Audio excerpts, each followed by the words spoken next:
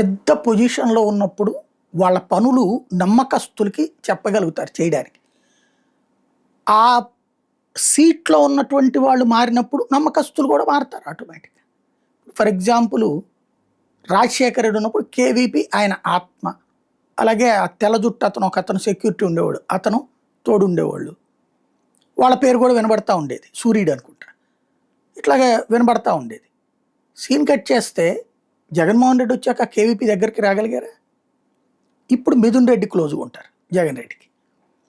అదే సందర్భంలో అటు వీళ్ళ వైపు నుంచి కూడా ఈవెన్ కేసీఆర్, తర్వాత కేటీఆర్ వాళ్ళకి ఒక మనిషి సొంత మనుషులు అనేవాళ్ళు ఉంటారు. వాళ్ళు వాళ్ళ తరపున మనసులో ఉన్న పనులు చేసి పెట్టడానికి అడగడానికి ఉంటారు. ఇప్పుడు వాస్తవంగా రాజేష్ స్కూల్ మెట్ అట, క్లాస్మేట్ కాదు స్కూల్ మెట్ అంటారు అనమాట. కిలార్ రాజేష్, లోకేష్.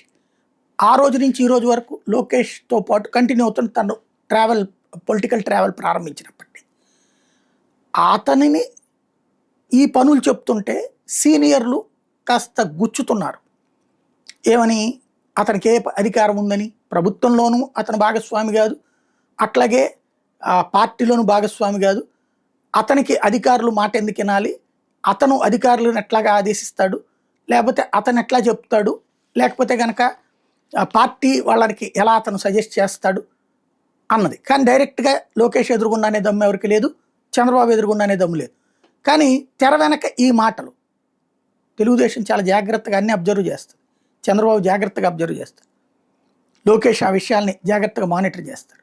ఇప్పుడు చట్టబద్ధమైన పదవిని కల్పించారు లోకేష్ కిలార్ రాజేష్, జాతీయ ప్రధాన కార్యదర్శి. నిన్నటిదాకా లోకేష్ ఉన్న ప్లేస్ అతనికి ఇచ్చారు. ఆయనతో పాటుగా రామ్మోహన్ నాయుడు, శబరి ముగ్గురు. అంటే వాళ్లతో సమానంగా. రామ్మోహన్ నాయుడు ఎవరు? పార్లమెంటరీ పక్ష నేత. శబరి ఒక పార్లమెంట్ సభ్యురాలు. అలాంటి వాళ్ళతో సమానమైనటువంటి హోదా కట్టబెట్టారు. తద్వారా తనకి తగిన గౌరవం ఇవ్వడంతో పాటుగా తన టీమును లీడ్ చేసే కార్యక్రమం. ఇప్పుడు వర్కింగ్ ప్రెసిడెంట్గా తన టీం ఇప్పుడు ఒరిజినల్గా చెప్పాలంటే ఇకపైన చంద్రబాబు గారి పార్టీకి గౌరవనీయమైన కార్యకలాపాల గౌరవ అధ్యక్షుడు లాంటి వారు. ఇకపైన కార్యక్రమం అంతా చేసేది లోకేషే.